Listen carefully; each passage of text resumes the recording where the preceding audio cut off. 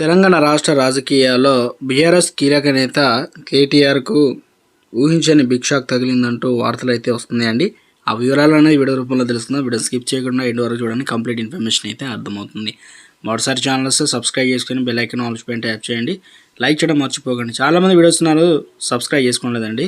దయచేసి channel subscribe చేసుకోండి. బీఆర్ఎస్కు నోటీసులు అనగా బీఆర్ఎస్ భవన్కు రెవెన్యూ శాఖ నోటీసులు ఇచ్చింది.